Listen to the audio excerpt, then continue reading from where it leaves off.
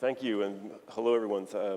Good afternoon. Hope you had a great lunch. Looking forward to this conversation. I was just telling Dan before we came up on stage, I've never had a chance to meet him, but I'm a big fan. He's saving me all kinds of money with his LinkedIn feed. I don't need to buy business books anymore. I just read what Dan posts. But he does have an awesome reading list in case people do want to or have a bigger book budget than I do. So Dan, do you want to do cap gains now or save it till the end? Sure, let's dive right in. You want to dive right into that? I was going to start slow, but if you want to go hard off the issue du jour, right off the top, let's set the stage on fire right away.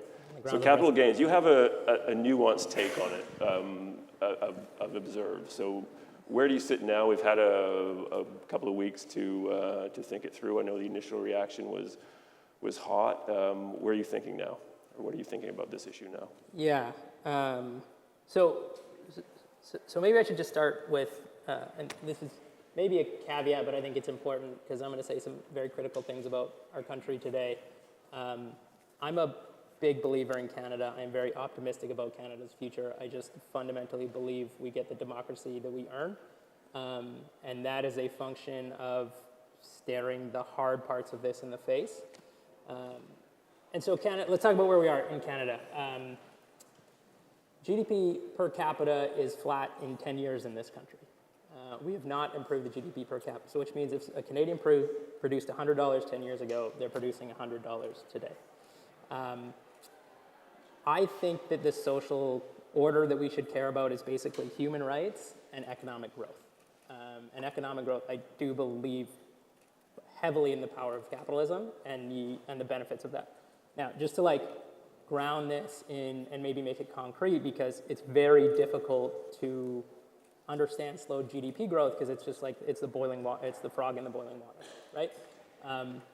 In America, they grew GDP about 4% on average between the year 1900 and 2000, right? If they would have grown that 3%, that marginal 1% of growth between 3% and 4% plus 100 years of compounding, today America would have the wealth of Mexico, right? And so that marginal 1%, the surpluses of that 1% went on to create space travel, vaccines, agriculture, technical innovation. It's certainly the reason that we are in this room today.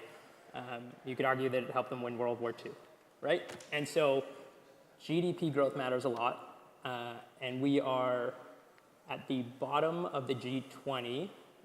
Currently, we are at if you look at since 2020, we are the slowest growing out of the top 50 countries in the world. And the reason that I care a lot about GDP is because I have 2 young kids and I care deeply about the opportunities that they have in this country. And if we don't figure out how to grow this economy, they will have a very different set of opportunities. So rant aside, risk on, burn the bridges. The capital gains tax was interesting. I kind of stood in the middle on this one in the sense that we took the marginal cap gains rate from 50 to 66%. I don't think it's that intellectually honest that a bunch of people that were here and we're going to build companies here are now going to leave as a function of this tax rate change. I do think that it's powerful in that it's symbolic, in a drift between how we think the government and Canada should grow as an economy versus how the government does. And I will be critical of the fact that, and this chart has been making the rounds lately too, but government employment is up 40% in the since 2016. We've added 100,000 people to public service, right? We have 45,000 people employed in the Department of Labor, and entrepreneurship is down 100,000 people since the year 2000. What are these people doing? And when I think about that 100,000, I think that entrepreneurship is the best tool we have to both grow the economy and create social mobility for lower and middle income Canadians. And that's supported by angel investors and all you folks here. So, the capital gains tax I thought was much more symbolic. The interesting thing is that I think it mobilized a lot of tech community and raised, is there some feedback? And raised much more awareness around the issues of productivity. So I actually think it was a catalyst for productivity concerns, which are central to my belief as a Canadian. Okay. Let's take a step back then and come back to Koho's origin story. Sure. Why banking? Of all the paths you could choose to what feed that entrepreneurial urge of yours, why would you choose that industry of all industries in this country? Because I'm a dummy. My background was in wind energy, and I was fortunate to co-found a business in that space that started in small wind turbines. I've been to every town in southern Saskatchewan, putting out milk and cookies and asking 7-year-old farmers to buy wind turbines from me. They almost all said no. A few said yes. We got into industrial scale wind farm development and ended up selling that business, and I came into capital for the first time in my life. I grew up to a single mom in a very small town in BC. She drove buses, she cleaned houses, she worked very, very hard to give us a middle-class life in Canada, which is a wonderful thing. And then as I came into capital, I started asking the questions of like, what do people do with money? And they're very important decisions. Being in like a great financial set of products versus a bad one means retiring with 30 to 50% more wealth. It's a fact. And so the way that I looked at this was like, whatever a life of agency is to somebody, if you don't have financial stability, big chunks of that agency are going to be eroded, whether that means going back to school, putting kids through school, more time with family. And we have and so as I learned this, and then I looked at my mom's investment portfolio, who had worked very hard, she was one of these people. And I think the majority of Canadians are frankly these people who deserve a lot more financial stability than they have. And that is downstream of the most heavily centralized banking oligopoly in the world. And so that was the kind of origin of Koho, was can we give everybody a great financial foundation? Can we democratize access to the best financial products? We started in 2015, we raised our capital, first bit of capital. We launched in 2017. Fast forward to today, we have 1.5 million Canadians on the product. We also power some wonderful companies like Wealthsimple. And we're very focused on, the paycheck to paycheck segment in this country, which is half of Canadians, 53% of Canadians. How hard was it to raise money? I mean, it's never easy. It's hard. It's really, really hard. But it's kind of supposed to be hard, You're trying to do something that statistically 98% of the time it's not going to reach real scale. So, when I'm up here and I criticize the Canadian government or the banking oligopoly, like part of your job as a founder is to make no excuses. The market is the market, and you have to find a way to be successful within the market. So, yeah, it's been hard, but we've also done it. So. Right. So how did you do it? I mean, it's and this sort of leads into a point you made about how the entrepreneurship is declining in Canada for some reason. Yeah. So let's come at it that way. I mean, what do you think? Why aren't more people trying to do what you did, do you think? Yeah, I ask myself that a lot. I do think that there's a cultural underpinnings to a lot of this. There's I think that part of what we lack in Canada is some equivalent of American exceptionalism. And there is a very clear cultural belief in America that you should be risk on, that you can be the best in the world, that you can win gold. And Toby, there was a wonderful event in Toronto last night with Toby from Shopify, and they talked about how Canada kind of has a go for bronze culture. And it's like, we celebrate our politeness. It's crazy, right? Like, we should beat our chests, we should be aggressive, we should try and win. And I think we can. We have an incredible economy, we have some of the smartest people in the world. Like 1/3 of the talent that of the software talent that works at, big tech companies comes from the Toronto Waterloo region, right? We have all the raw materials in this country. And so, I don't have a great answer, but what I do think is I do think that it is a luxury to be able to start a business.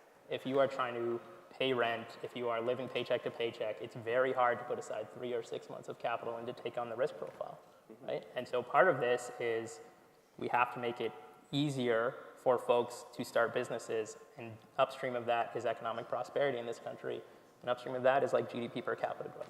As you look back now at your fundraising process, probably from I guess the beginning, are there things you see now that would have made that easier then?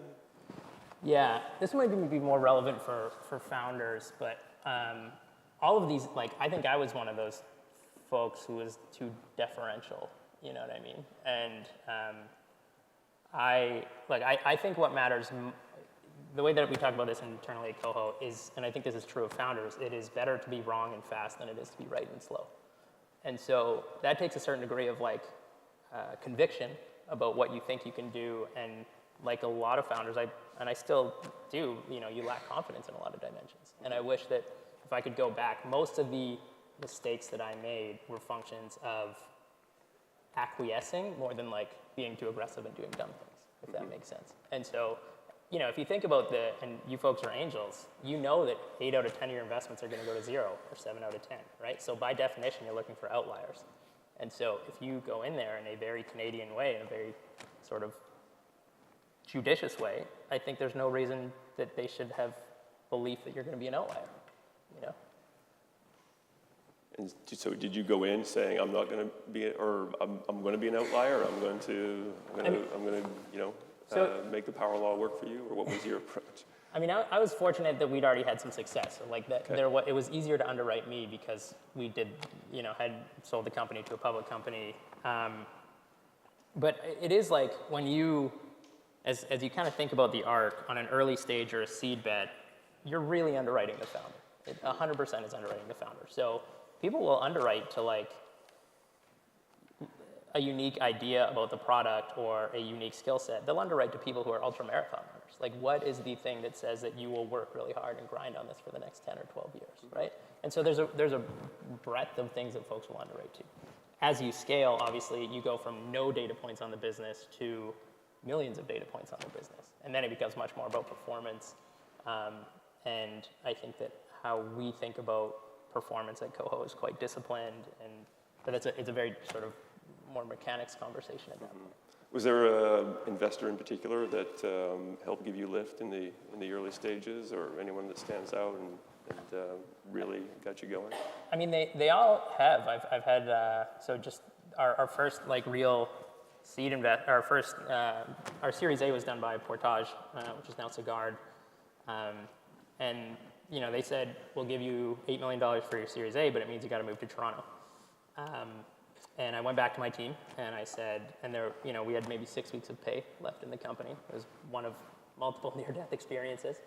And I thought that the team was going to tell me to kick rocks. And, I said, hey, we can keep running at this, but it means we got to move to Toronto. And of the 13 of us, I think 9 agreed in that meeting. And by that night, 11 folks had agreed to pick up their life and move across the country to Toronto. But Portage, and so that, that is the risk taking, and I'm forever grateful to those folks. Portage was very grateful in that they added a bunch of expertise in financial discipline. Our next investor was folks out of the US called Drive Capital, and our Series D investor was some more folks out of New York called Eldridge.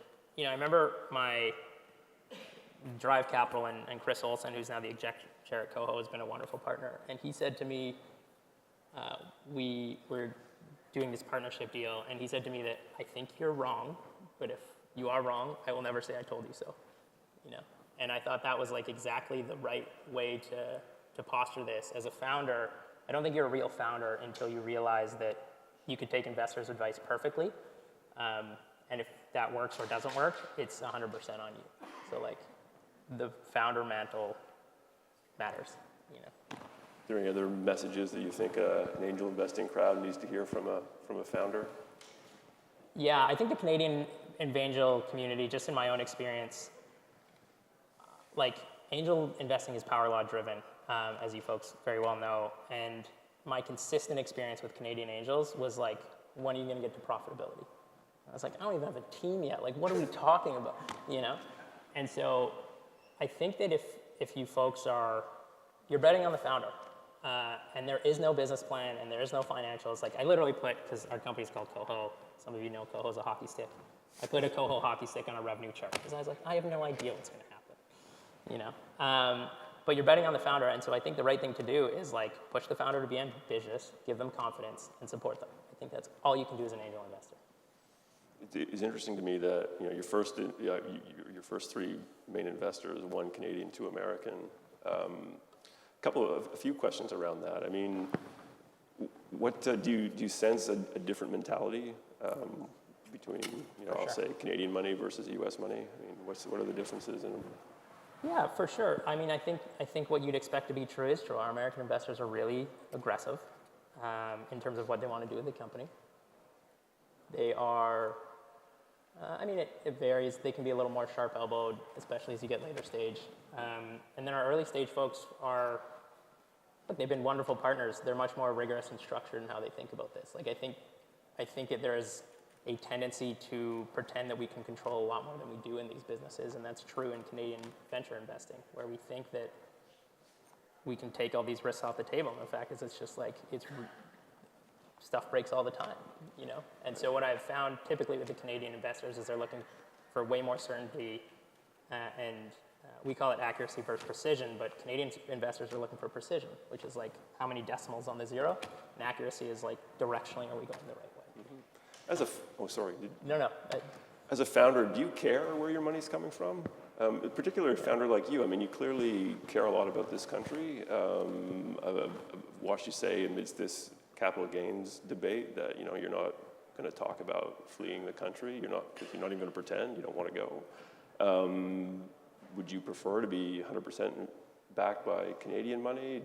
Does it ultimately matter to you? Like, just talk about that a bit, because there does seem to be, when we have these discussions, there is a bit of a nationalistic vibe, around this debate writ large, where there's sort of this lament that we don't have more Canadian investment money coming in. Let's look at the pension funds, and we're kind of mad at them right now for not investing enough in Canada. So I'm thinking about that, and I'm wondering, from your perspective, do you ultimately care, or do you think it matters where the money comes from? Look, if Koho works, I would obviously rather distribute that back into Canada. And we will do that with our employees. And we've done some of that with some secondaries. From an investment perspective, for sure, I would prefer Canadian capital, assuming that they had kind of an American attitude, But it's nice to have. It matters on the margin. It'd be great. I just, it hasn't been there. I think that the criticisms of the pensions is absolutely valid. So I think we've done a reasonably good job in early stage capital in this country. I think we've done a pretty poor job of late stage capital in this country. Okay. Let's talk about policy in trying to build a company, and we can stick with yours. I would imagine when you were dreaming up Koho and getting it off the ground, the prospect for policy looked far more helpful than it's become. And I'm thinking of open banking, real-time rail. These were infrastructural type things that should have helped the fintechs like yours, but we're still talking about them almost 10 years later. So, I mean, you can address some of these things if you want, but I'm just thinking, was the policy environment helpful for you in the early going, and what's that piece been like? Sure, thank you. So when we actually started, there really wasn't. So the big difference between Canada and the United States in banking is that you have 8,000 banks in the United States. So you have this vertical, like you have this whole ecosystems of payment gateways and providers and payments, the works. In Canada, we have 6 vertically integrated banks. And so the questions we were asking when we first started was, is this legal? And that was, we just didn't have the regulatory clarity. And then now, so just to folks, we've been talking about open banking, talking about open banking in this country for 10 years. It was originally studied the first time in, I think, the Senate in 2017. Okay, so we're talking about 7 or 8 years, and there's still not a single piece of paper which says this is how open banking will work in this country. And so forget all the waste of time that's attached to that. This should not be that hard, And there's a bunch of reasons which we can get into why it's hard in Canada, but this is a really simple issue, which is, are you the owner of your financial data as your bank? And everything else is clouding that.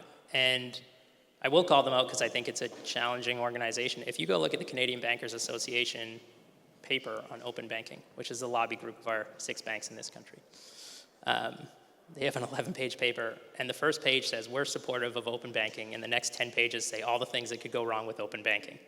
And it's like, of course this is the market that we got. We have regulators who can't fine, like the Consumer Protection Bureau and the Competition Bureau can't fine, right? We have a very powerful Canadian Banking Association lobby, and these banks employ hundreds of thousands of Canadians, and we celebrate their share returns, but it very often comes on the back of things that are harmful to everyday Canadians.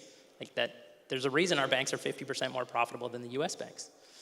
And so, yeah, we have open banking and we have real-time rail, and, you know, like, I will be shocked if we ever see them. But I also, like, it'll be nice to have the hand-wringing around when's it coming, like, I just don't care. It's my job to figure out how to make this work with or without open banking. I think that Canadians are clearly getting harmed by the lack of competition in this country, which real-time banking, or real-time rail and open banking support. But will it ever come? I don't know, and it's probably the only part of my life that I'm like pretty cynical about. Right. The other big piece, I mean, like all kinds of things that the government's attempt to do to help innovation. The other big piece is SR&ED, the tax credit for research and development and the like. Has that been at all helpful for you, or was that at all helpful for you? I mean, the government spends a lot of money on this tax credit every year. It's supposed to be moving the needle, but no. Oh. Look, I think they deploy $4 billion a year in SR&ED. Is that right? Something like that, yeah. I would say 80% of SR&ED companies are zombie companies that are there mostly to collect SR&ED grants. I'm going to get in trouble today. Yeah, I'm writing that one down. Yeah, exactly. I'm going to tell people you said it. So, look, everything you need to know about SR&ED is that there's an entire industry of consultants around collecting SR&ED. Like, if you're going to deploy the capital to startups and make it easy. And yes, you will get some fraud and you will get some abuse and stuff like that, and I get that that's politically unpalatable. So is $4 billion, of which, like, I don't know, I think we maybe claimed $20,000 in SR&ED, you know? Like, and we're like, this is crazy, this is way too much work, because you have to justify all of your expenses, and you're either going to take on the risk of venture capital or you're not. And within startups, there's good and bad actors and good and bad companies. I don't think it is the market's job to pick winners. I think it's I don't think it's the government's job to pick winners. It's the market's job to pick winners. And so give the capital to people who can deploy capital, and everything else is just kind of get out of the way. Right. Same true of IRAP. Okay, we've got 10 or so minutes. We're going to try to take some questions from the audience, I think, unless we just gave the only roving mic to Dan. But if anybody really wants to ask a question, put up your hand. Maybe we can find a way to figure it out. So in 10 minutes, let's solve the productivity problem. You care a lot about this issue. You've thought about it. I don't mean to put you on the spot. I don't say you should have solutions, but have you surrounded at least 2 or 3 themes or 2 or 3 pain points that might actually, turn this story around? I mean, the numbers, I'm sure everybody in this room is relatively aware, but I mean, Canadian productivity has basically been not just, it's been stagnant for a long, long time, but the troubling thing now is it's actually, productivity growth has been essentially negative for the better part of 2 years. Yep. So what do you think, Dan? Like, what are the, a few things that could be done to turn this around quickly? Because it does feel like it's a bit of an emergency. Like, we need to start taking this seriously. Yeah, I mean, look, I think it is. So Carolyn Rogers, who is runs the Bank of Canada, I think the Deputy Minister of the Bank of Canada, is a public official, and she said we have a productivity emergency. It is very, very rare for a public official, particularly in the Bank of Canada, to be so candid. So, look, I think a few things. I think that most of this is cultural, and I think where a lot of this actually starts is we need to celebrate capitalism a lot more as the vehicle for good that it is. And get a bit philosophical, but like people, I think, I look at capitalism as like the best lever we have for long-term social good, and then NGOs and charities and many of these other things as the best lever we have for short-term social good. And the surpluses of long-term capitalism feed the short-term investments that we need to make around healthcare and social security and all the things that are very important in this country, good schools, all that kind of stuff. And so, but I think we're like a bit masochistic in this country culturally around celebrating capitalism. And we do have some tall poppy syndrome, and I think that what we actually need to do is talk about this stuff all the way from our schools to our universities and have a cultural idea that like we should be really proud of the country that we have and the economy that we've built. Look, on a more tactical level, I think that we need to elect leaders who are not consensus builders, but have a strong and clear vision for the future. And if you try and make everybody happy, like we dealt with this, maybe I'll just give you a concrete example. We dealt with this where we were trying to build a $50 million wind farm in Saskatchewan, and the amount of hoops we had to jump through because an owl flies through it once every 3 years was crazy. You know, and it's like we're talking about $50 million worth of wind farm and green energy, and the same is true in mining. Like we can't mine the lithium in this country because like environmentalists are critical of it. The lithium that we mine in this country goes on to build the batteries that goes on to build electric vehicles, right? And so there's a lot of constituents in this country, and we need political leaders who are willing to piss some of them off. Like I think there's no version of the future that doesn't consider that. You know, I think that part of the reason that the capital gains tax was so frustrating to people was because the narrative of it was, we want the wealthy to pay their fair share. And I think broadly, the wealthy people that I interact with want good schools, want good places for their kids to go good hospitals. Nobody's trying to not pay taxes. I think the reason that it was frustrating was because we're looking at a government which has added 100,000 people in the last 8 years, and I don't really feel like anything's got better. 100,000 people, I know I'm in Ottawa, but 100,000 people is $10 billion a year in spend. And then we're talking about a $50 billion shortfall in the annual budget, and then saying the wealthy need to pay their fair share. So, you know, I think that we have to be honest about how effective or not effective our government is. And by the way, this is not like a liberal conservative thing. It's just the size of the government and the expenditures of the government, you know.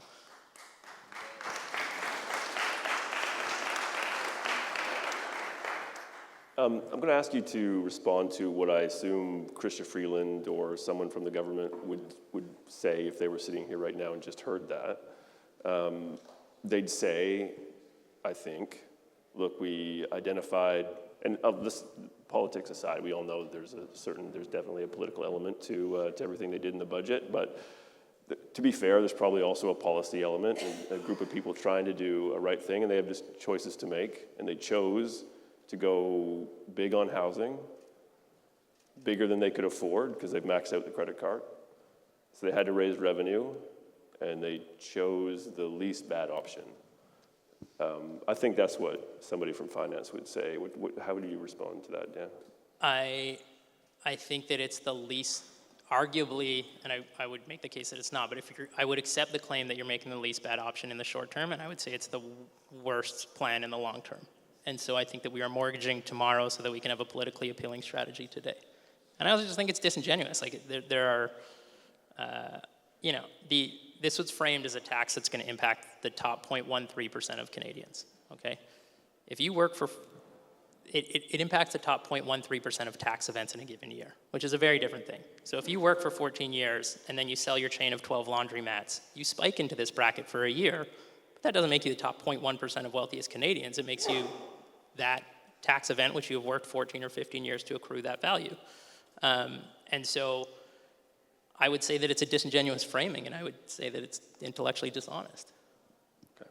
Okay. There is a mic here. If anybody has any questions? I have more, of course, but I don't need to hog that opportunity. Just throw up your hand if you have. We've got another 5 or 10 minutes, and we'll fill them up.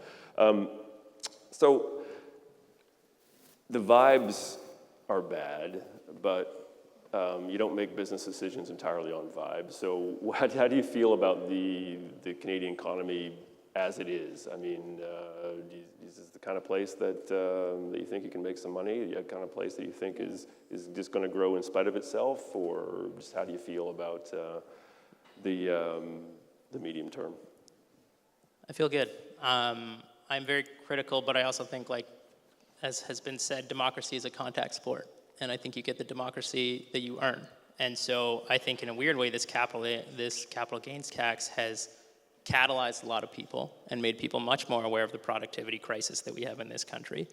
And like, economies slow down.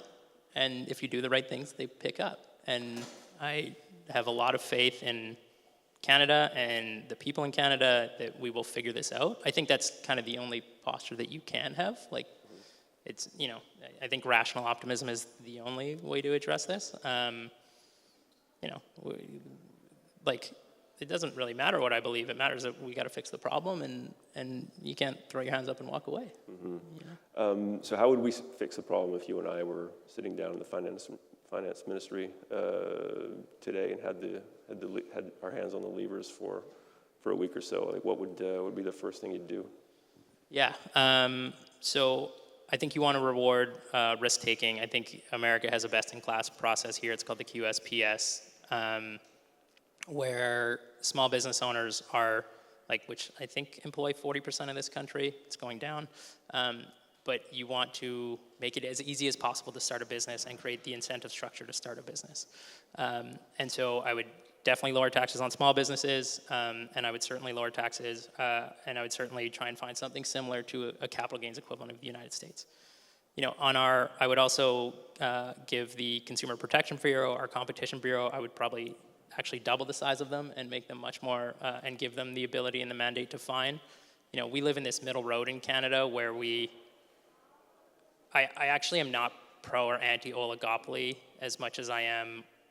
You have to then adjust. If you're going to create an oligopoly, you have to protect those that are downstream of it.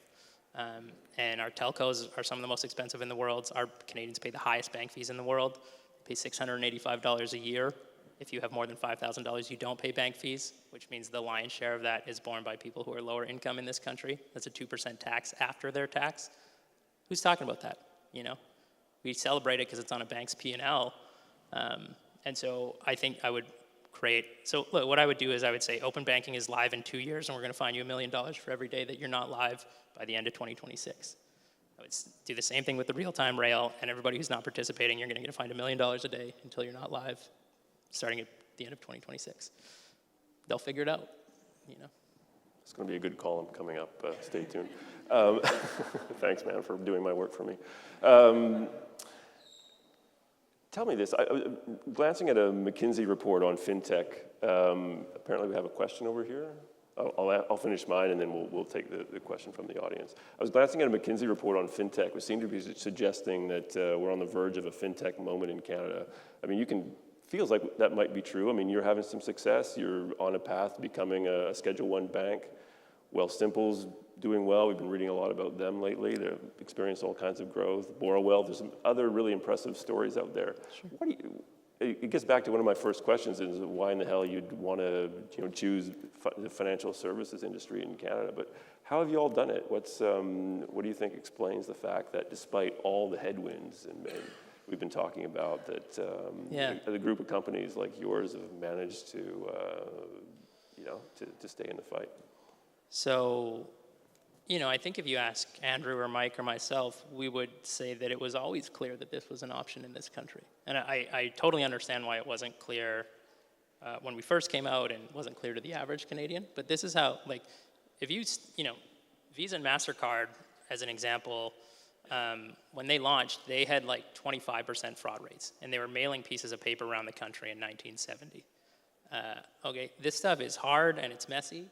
And Visa and Mastercard have gone on to build two of the best tools for globalization that we have ever had. It's incredible that you can go to Zimbabwe and buy something with the same card that you use at your local Tim Hortons, Charles Schwab got to $1 billion in assets under management. It took them 11 years. Today they manage 7.7 trillion, right? And that was in the next 25 years or something. So, I think that we as fintech founders just recognize that it takes a generation to build these businesses. And we're coming into the largest wealth transfer ever in the history of humanity is going to happen over the next 20 or 25 years. And so I think fintechs, the folks who are willing to put in the work early, feel like they're well positioned to participate in that. The Wealthsimple is growing their net assets under management faster than some of the big banks now. They've added $13 billion in AUM in the last 6 months. That's outpacing some of the big banks. Like this, it's happening with or without open banking. Yeah, okay, that's a great story. There's a question back here.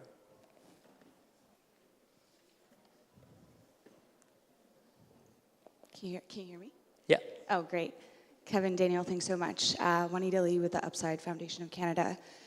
You've talked a little bit, so you talked about, human rights as the first priority, capital investment as second priority, and you've talked a lot about macro things, and then you actually have provided some really tangible kind of policy and actionable solutions. I'm curious, you just brought up Mastercard. Mastercard also invested part of their equity to build the Mastercard Foundation, which is arguably the largest foundation and the most impactful foundation in North America with $36 billion worth of assets. And I'm curious about what you think this new Canadian social contract needs to be. We've talked about how we need to teach this in schools, and we need to really change the mindset and have more civically engaged Canadians. For all the people who, don't vote, we're kind of in a room of a certain type of persona, and so I'm curious as to what you define that new social contract to be, and how we actually deploy that outside of the 1% income earners or the 5% of the GDP that is Canada's tech sector. So I just want to make sure, so are you asking what is this social contract that I as a founder owe Canadian constituents? Do I have that right? Yeah, and what you hope that to be. Yeah, it's probably true of how I think about, so my through line as I think about my career is just to be useful at scale. And I think that's probably true of how I think about what my social contract is. And so, I think Koho can be a tool for real, I know it's a tool for real social good because we see it with our users every day. And I'm now, maybe this is not quite what you asked, but and I'm now at a place in my career where, I have some pretty strong conviction around some of these things, and I think that it's not always popular for me to say these things, and we're active in a bank application and stuff like that, and so I tend to think that I weighted this, but I kind of feel like I'm a citizen first and a CEO second, and my kids are growing up in this country, and so my social contract is to try and give them a great place to grow up, and that's really all I'm trying to do. Does that answer your question? A bit? Sorry, I can't hear you. Yeah.